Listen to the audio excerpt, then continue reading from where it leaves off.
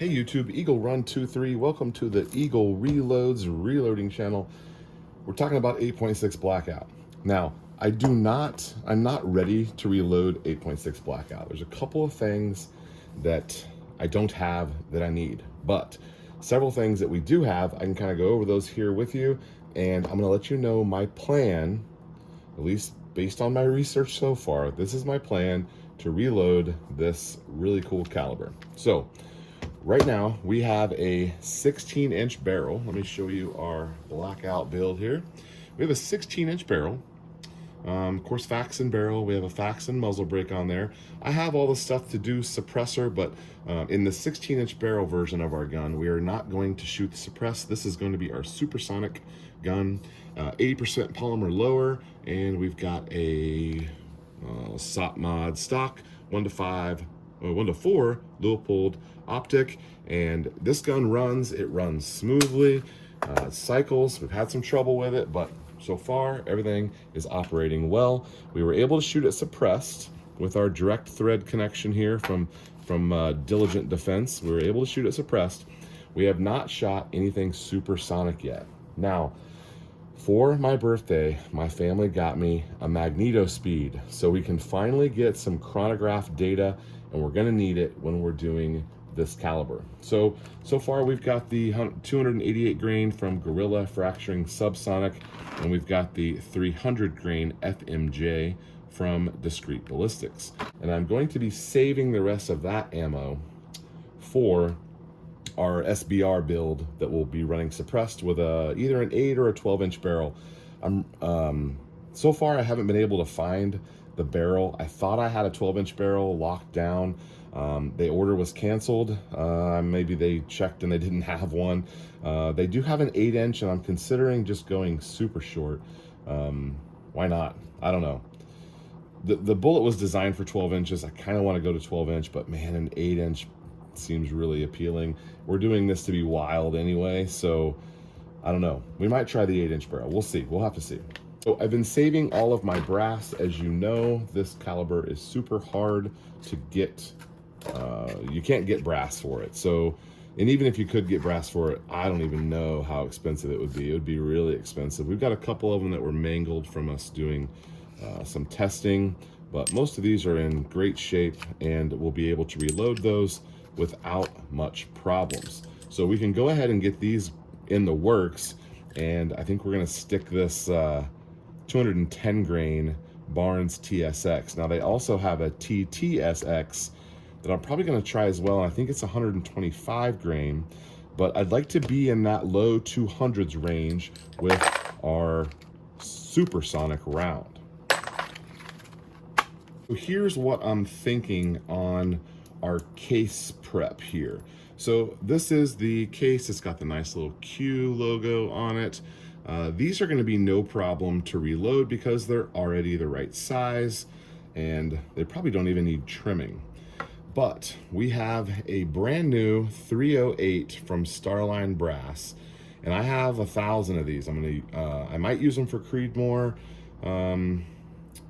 We might be converting some of these to Creedmoor. I also might get a 308, but I also got these because we can make 8.6 Blackout out of them as well. So in the 6.5 Creedmoor, you can see that there's going to be quite a bit of difference here.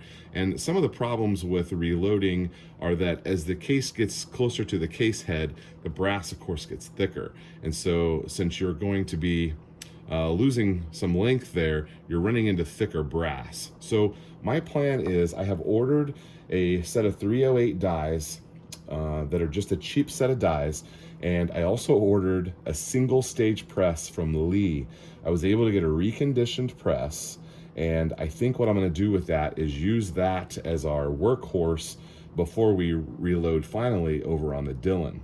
So we're going to be taking our 308 and we're going to be taking our 6.5 to 308 and then punch it out the rest of the way to 338. Can you see those different sizes there? So you've got 6.5 Creedmoor, you got 308, and then you've got 338 or 8.6. There we go. You can kind of see the different size there. 6.5, 308, 8.6. Now, as far as trimming is concerned, we are going to have to trim, and we may even have to neck turn.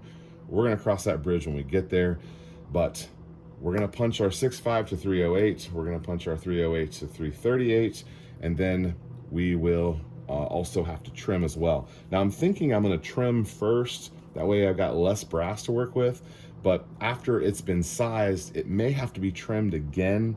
There's several people reloading this caliber already on YouTube, and I've also noticed that there's several different ways that they're going about this. Some guys haven't even mentioned neck turning, and then other guys are talking about how after they've done it, they've had to resize it and all this stuff back and forth. It could be that it needs to be resized several times. And that just may be the way that it goes. So if it's possible for us to get our hands on some finished brass, that would obviously be the best way to go, but it's going to be super expensive just because it's so stinking rare. I saw a guy offering 20 rounds of this for $100. So what is that, $5 for a spent casing a piece? Yeah, 5 times 20, $100. So I guess I've got $100 worth of brass right here.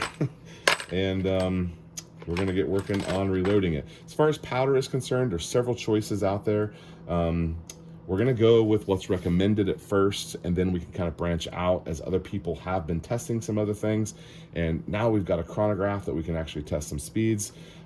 We also have some experience now shooting longer ranges, so I'd love to, of course, get this thing dialed in at 100 yards, and then maybe see if I can push it out and kind of see what it's going to do. It is going to drop quite a bit. It's 1.9 inches at 100, and I forgot some of the data as it goes out, but there's a couple of videos of guys shooting out to 500 with it. I don't think that this gun should be asked to do anything outside of probably 400 yards. I feel like if you're doing that, you probably should choose a different bullet.